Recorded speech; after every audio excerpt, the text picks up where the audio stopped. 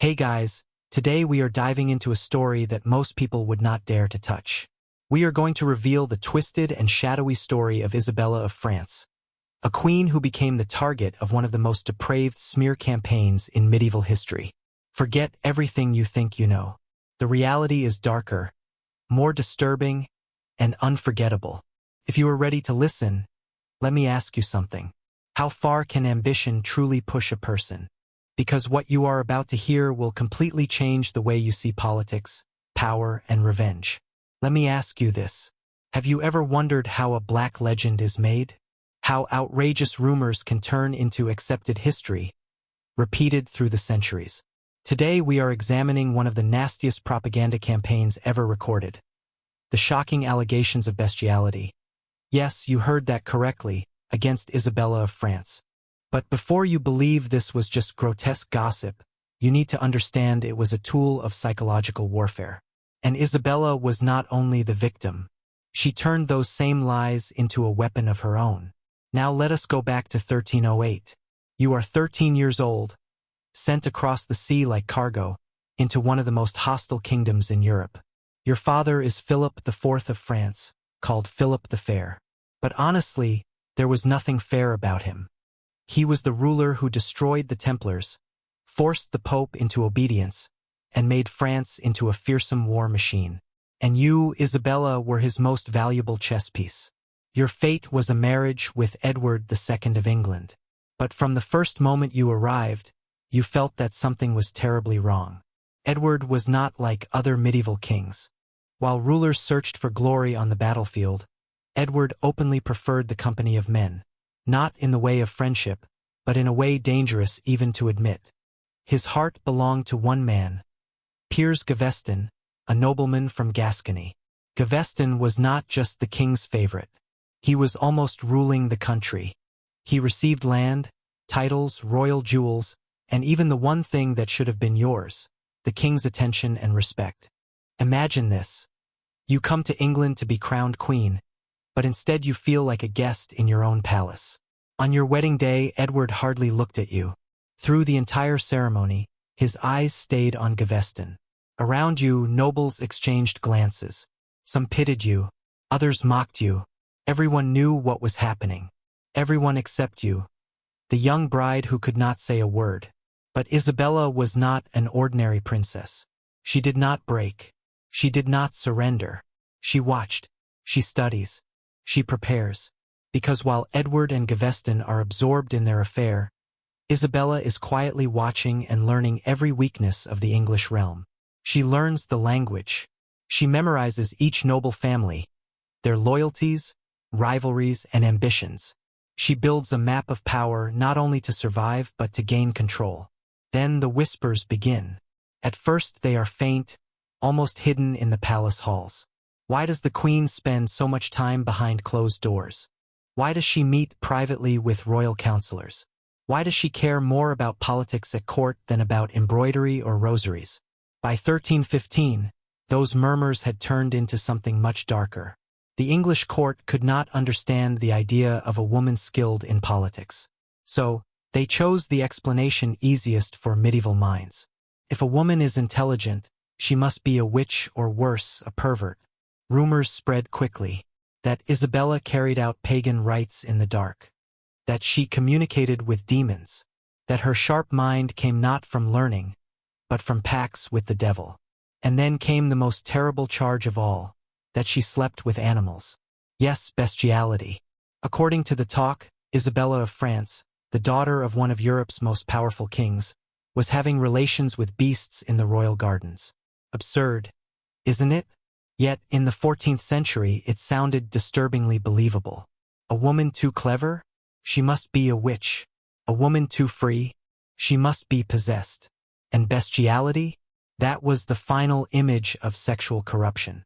Worse than adultery. Worse than prostitution. Even worse than heresy. It dragged a person down to something less than human, a creature so foul that they did not belong in Christian society. But here is the most chilling part. These accusations did not simply appear. They were spread deliberately, carefully, with skill, by someone who knew exactly how to destroy a powerful woman. Someone who understood that in a world where women had to be silent and obedient, ambition would always look dangerous. That someone was Hugh Despenser the Younger, Edward's new favorite after Gaveston's death in 1312. Despenser was cold, cruel, and dangerously intelligent, and he was ready to make Isabella's ruin into a masterpiece of medieval propaganda. But there was one mistake he never considered. Isabella was not some fragile ornament of the court. She was the daughter of Philip the Fair, and she had inherited not only his cleverness but also his thirst for revenge. Do you want to know how the so-called bestial queen became the most feared woman in Europe? What followed broke every rule of medieval politics. Hugh Despenser the Younger was everything Isabella had come to hate in her years in England. Calculating, merciless, and fluent in the art of power. But he carried one fatal weakness. He completely underestimated the woman he wanted to destroy. Despenser climbed to power quickly.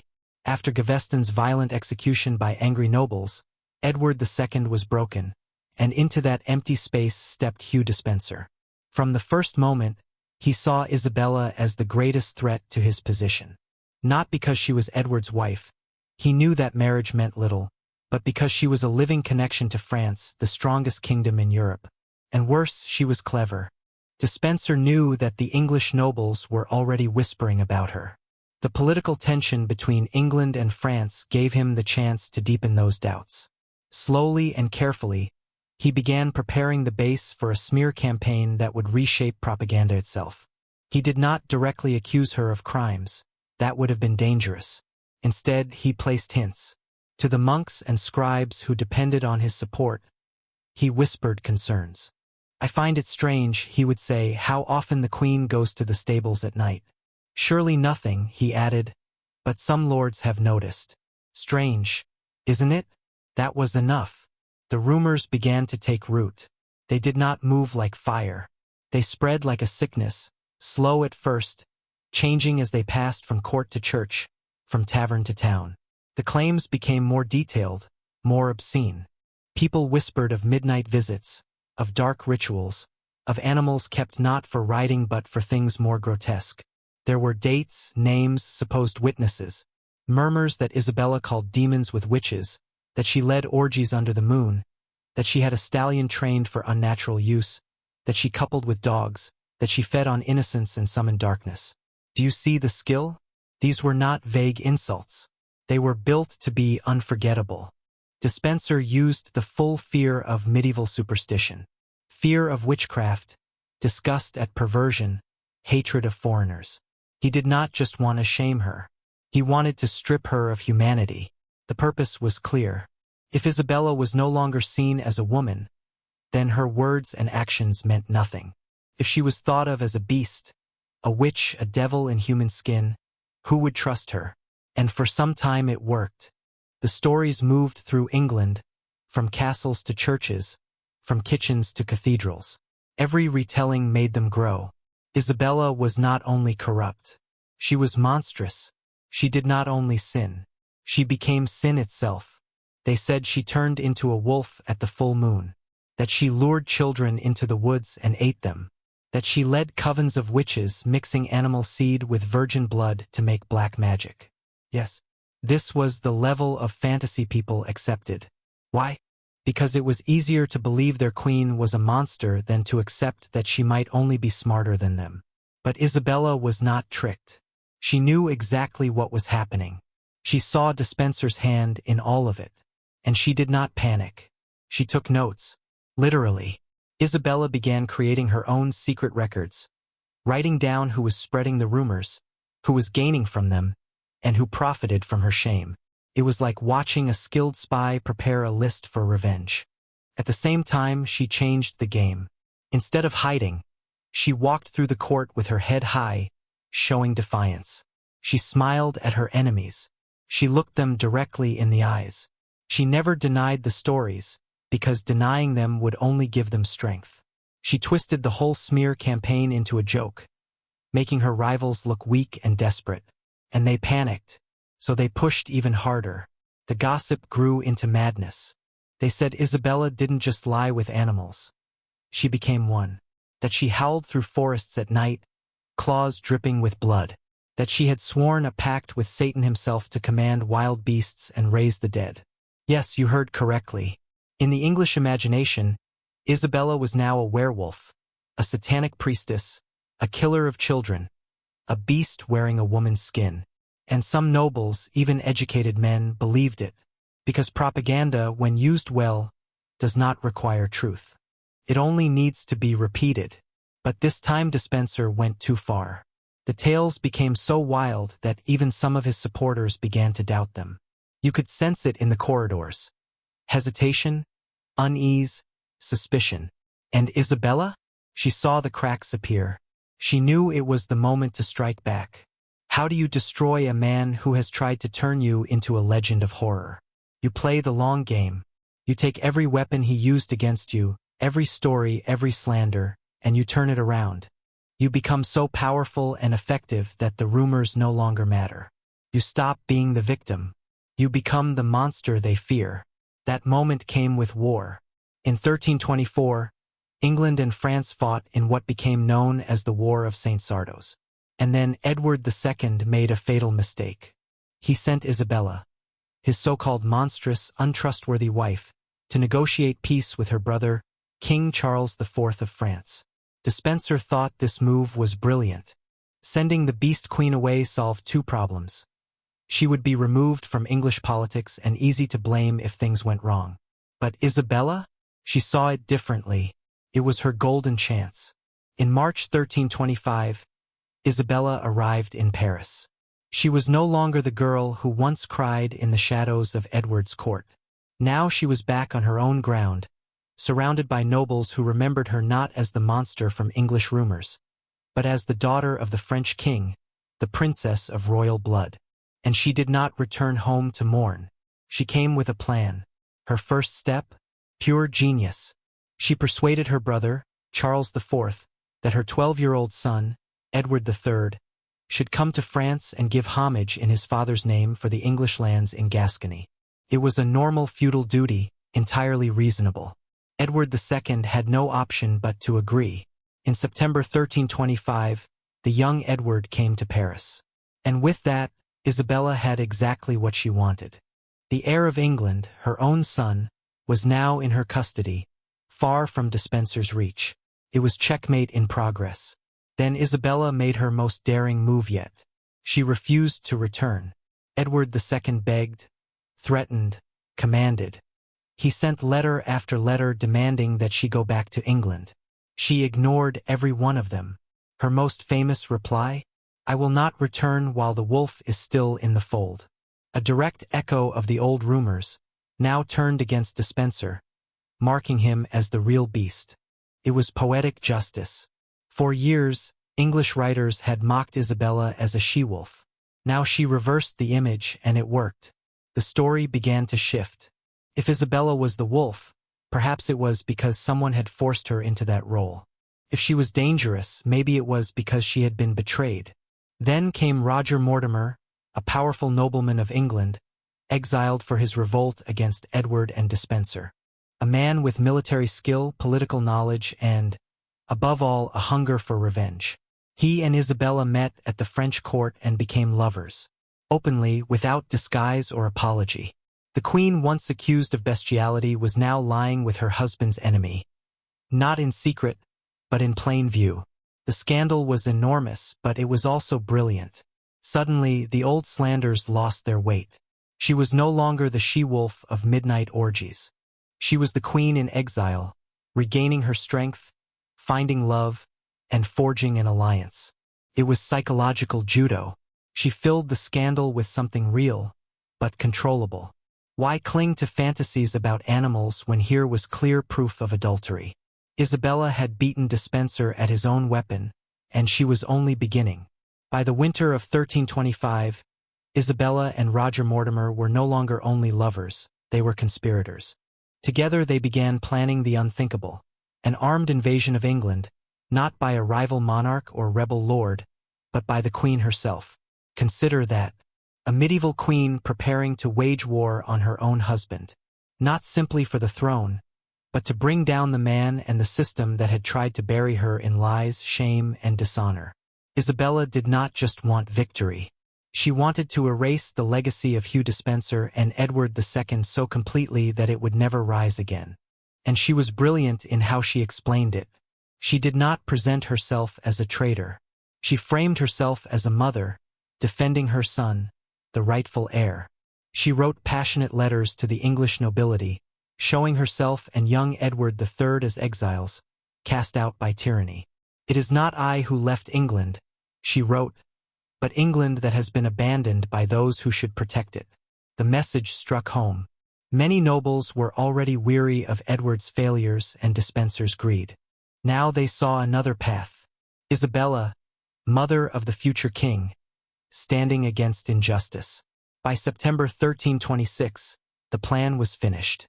Isabella had support from French allies, a band of Flemish mercenaries, money, and above all, legitimacy through her son. When she came ashore in Suffolk on September 24th, she was not met with resistance. She was met with excitement.